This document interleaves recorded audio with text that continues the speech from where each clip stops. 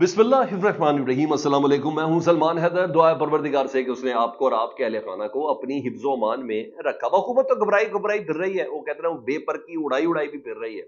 लेकिन इस व्लॉग में कुछ दो तीन चीजें हैं वो बहुत अहम है, जिसमें रजीम चेंज ऑपरेशन ऐसी कौन सी हुकूमतूली की थी? कोई अड्डे शड्डे देने वाली बात थी? नहीं नहीं नहीं नहीं, नहीं। क्या मामला था?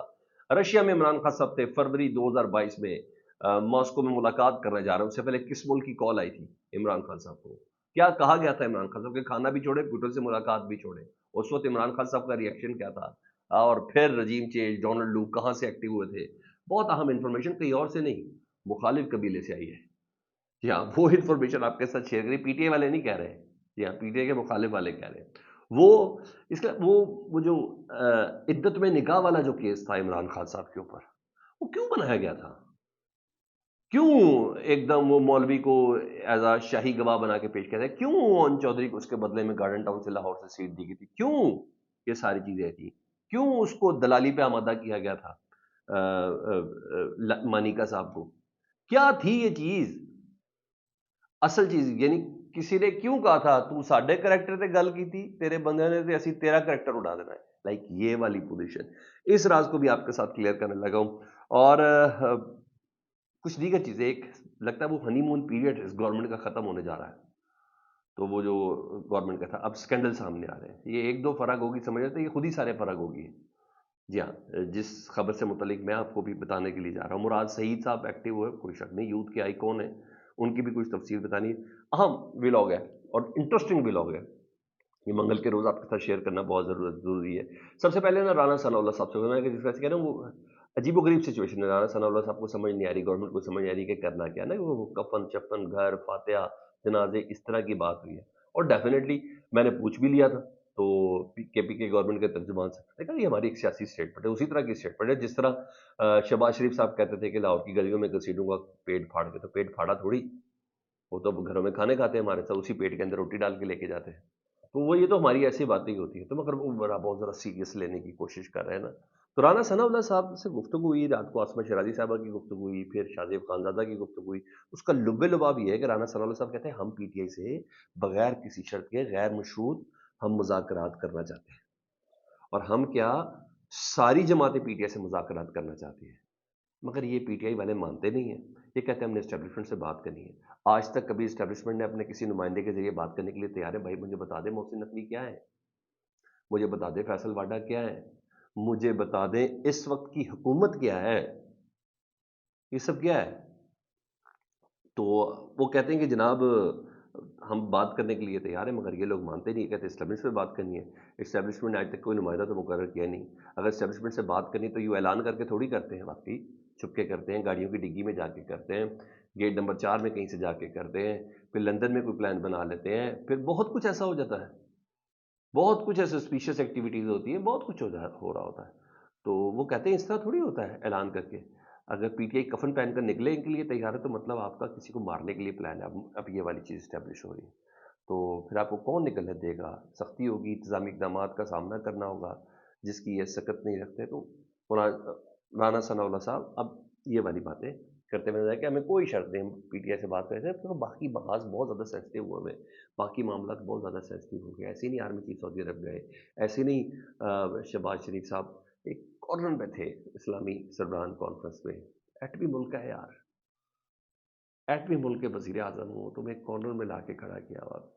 बहरहाल मुझे वो कुछ चीज़ें इतने विजुअल इतने उम्दा नजर नहीं आया। तो कोई परेशानी तो है इस कॉल के ऊपर से कल इमरान खान साहब ने खुद भी साथ में से बात कर रहे हैं, यस मैं ही हूँ उस कॉल के पीछे, सब ड्राइविंग सीट पे मैं संभाल लिए, नो गंडा नो शेर अफजल नो कुछ नहीं, मैं हूँ, अब कोई वापस नहीं आएगा। लाइक इस वाली पोजीशन पर अब यहाँ ये पोजीशन चल रही है। मुशाहिद हुसैन सैयद साहब ने एक रिकॉर्ड दुरुस्त किया, मैं जल्दी से जरा वो बता दूं, फिर दौरा रूस में फरवरी 2022 में जब इमरान खान साहब थे ना रूस के दौरे पर, पीटो से मुलाकात करने लगे थे, तो उससे पहले दोपहर का खाना था।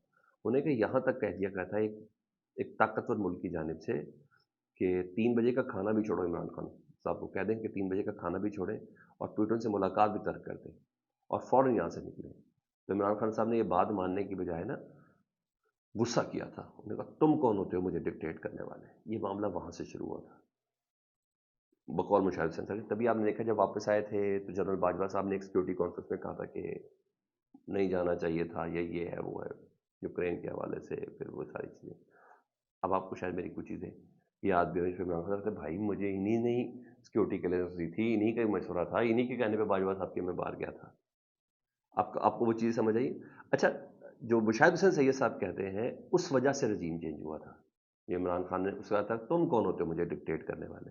تو میرا خیال ہے وہ ادھر سے امریکہ کی طرف سے تھا. انہوں نے کہا، اور پھر تبھی وہ ڈونلڈ ڈو والا جو چیپٹر تھا وہ ایکٹیو ہوتا، جس پر نے کہا تھا کہ اگر آپ عدم اعتماد لے آئیں تو آپ کو معافی مل جائے گی ورنہ نہیں. یہ نون لیگ کے سینیٹر ہیں مشاہد حسین سید.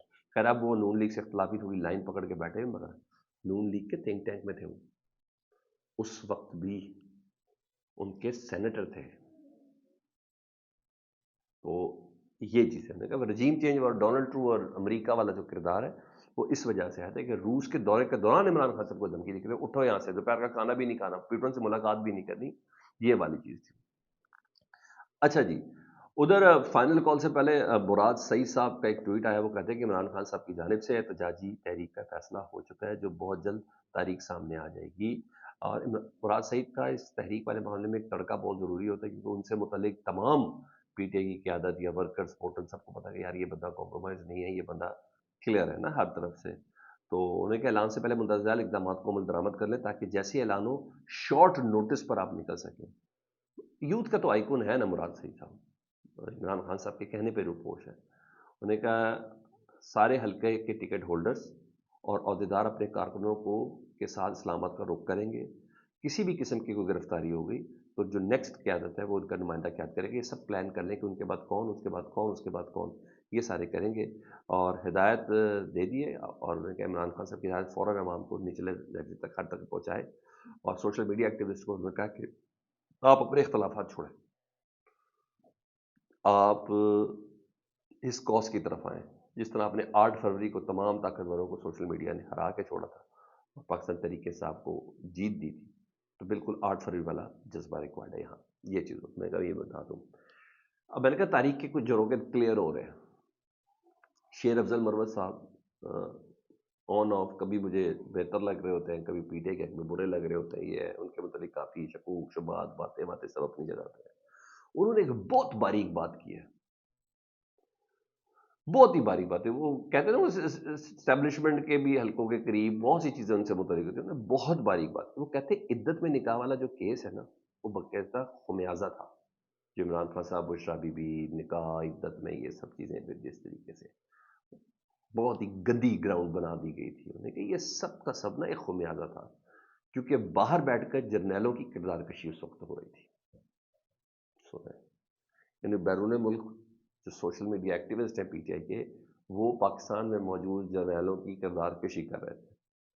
تو مطلب وہ آپ کہنا چاہ رہے ہیں کہ ان کے اپنے سوشل میڈیا والوں نے جرنیلوں کو برا بھلا کہا، جس کی بنا پر عمران خان صاحب پر عدت کا نکاح والا کیس بنا اور پھر وہ جو جس طریقے سے ہوا. مطلب تسی ساڈے کردار نو چھڑیا تے اسی تہاڈا کردار نہیں رہن دینا. یہی کہا ہوگا نا، تم نے ہماری کردار کشی کی، ہمیں امبیرس کیا ہماری فیملیز کے سامنے تمہارے ورکروں نے، تو ہم نے تمہیں نہیں چھوڑنا، ان کو ہم نے حیثیت دینی. وہ کہتے ہیں اس کا خمیازہ بھگتا گیا تھا. عدت کا نکاح کوئی نہیں تھا، کوئی گراؤنڈ نہیں تھی اس کی. لیکن باہر بیٹھے ہوئے سوشل میڈیا ایکٹیوسٹ نے پاکستان میں بیٹھے ہوئے فوجی جرنیلوں کی کردار کشی کی تھی، تو اس کا یہ جواب دیا گیا تھا.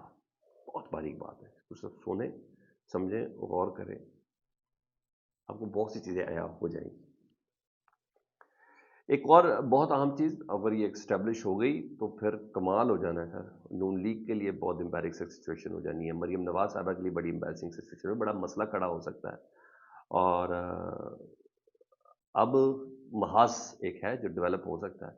فواد چودھری صاحب انہیں رائٹ ٹو انفارمیشن کے تحت درخواست دائر کرتی ہے جی کہ ہمیں یہ بتایا جائے کہ مریم نواز صاحبہ کون سے خصوصی طیارے پر جینوا ڈائریکٹ گئی ہیں. وہ ظاہر بات ہے ایئر فورس کا جہاز تھا. انہیں کہ ایئر فورس جہاز پہ جو گئی ہیں اس کے اخراجات کس نے ادا کیے ہیں، ایئر فورس کے طیارے کو انتظامات کس نے کیے ہیں، اور اخراجات کس نے دیے ہیں. حکومتی خرچے پہ گئی ہیں یا اپنے ذاتی خرچے پہ گئی ہیں. ابھی اپنا خرچہ دے دیں وہ ایک علیحدہ بات ہے، مگر یہ محاذ کھلنے لگا ہے سر. اور میں نے کہا لگتا ہے حکومت کا یہ ہنی مون پیریڈ ختم ہونے جا رہا ہے، یہ اب اسکینڈل آنے کا وقت شروع ہو چکا ہے. میں نے آپ کو پہلے بھی بتایا تھا تھوڑا وقت لگے گا. یہ ایک فراگوگی اور ان سب چیزوں کے پیچھے ادھر فرا ہی فرا ہے اور گوگیاں ہی گوگیاں ہیں، یہ بھی میں آپ کو بتاؤں. اور اچھا جی، اب مریم نواز صاحبہ کی واپسی تک نا یہ جو پھولوں کی سیج ان کی بنی ہوئی ہے نا، یہ کوئی کانٹوں کی سیج بنتی ہوئی مجھے نظر آ رہی ہے. اور ہاں، اب بے شک پیمنٹ کر دیں، پیسے دے دیں، لیکن یہ چیزیں آ گئی ہیں. عجیب و غریب پونڈے طریقے سے بھی 4 بندوں کے سامنے احتجاج کروا دیتے ہیں، وہ مدح سرائیاں کروا دیتے ہیں، میاں تیرے جان نثار بے شمار بے شمار. کیا کرتے ہیں؟ عجیب و غریب ایک ان کا. اور اس کے اوپر ماشاءاللہ جو نون لیگ کے سوشل ایکٹیوسٹ ہیں وہ اس کی اتنی مدح سرائی کرتے ہیں، پریشان ہوتے، پتہ چلتا ہے وہ اسی کے گھر کے مہمان تھے جو اپنے 3 دوستوں کے ہمراہ سوئٹزرلینڈ میں نعرے بازی کر رہا تھا. کیا کمال چیزیں ہیں. اچھا جی، یہاں یہ چیز. اچھا، ایک اور چیز ہے، ہم نے آپ کو بتایا بھی یہ بات کہ موجودہ قانون سازی کے ذریعے آپ کو خود بھی اندازہ ہے کہ انہوں نے عدلیہ کو گھر کی لونڈی بنا لیا ہے. کوشش پوری اور بنا بھی لیا ہے تقریباً. تو سپریم کورٹ فتح کیا ہے، اسلام آباد ہائی کورٹ بھی انہوں نے فتح کرتا ہے. اب مزید عدلیہ کو دھمکیاں دینا شروع کر دی گئی ہیں. اور دیکھیں آپ طلال چودھری صاحب جو نااہل تھے اب سینیٹر بنے ہیں. طلال چودھری صاحب کہتے ہیں پہلی جو عدلیہ تھی نا وہ اپنے جج بھی خود لگاتی تھی اور اپنے جج خود بھی ہٹاتی تھی، لیکن اگر آپ پارلیمنٹ چاہے نا تو سپریم کورٹ کا نام بھی بدل سکتی ہے. نہیں، کیا رکھنا ہے سپریم کورٹ؟ محمد رمضان رکھنا ہے؟ مجھے بتائیے، چودھری ہاؤس رکھنا ہے؟ نت ولا رکھنا ہے؟ کیا کرنا ہے؟ ارائیاں دا کھڑاک والی پلیس رکھنی؟ کیا کرنا ہے آپ نے؟ یہ کیا باتیں ہیں؟ آپ یہ دھمکی دے رہے ہیں سر. سپریم کورٹ نہ ہو گیا آپ کے بچہ ہو گیا چھوٹا جس کا ہم نام بدل سکتے ہیں. یہ کیا کر رہے ہیں؟ مطلب عدلیہ اتنی بے اختیار ہو گئی سر کہ ایک حکومتی سینیٹر جس کا کوئی پورٹ فولیو نہیں ہے، ایک حکومتی سینیٹر وہ سپریم کورٹ کا نام تبدیل کرنے کی دھمکی دے رہا ہے. اب دیکھیں کیا پوزیشن پہ آ کے کھڑے ہوئے ہیں. سیاسی انوالومنٹ اس سے زیادہ کیا ہوگی عدلیہ کے اندر، اور انصاف کا اور کتنا جنازہ نکلے گا؟ میرا خیال ہے بہتر جانتے ہیں. اللہم صلی علی محمد و علی محمد.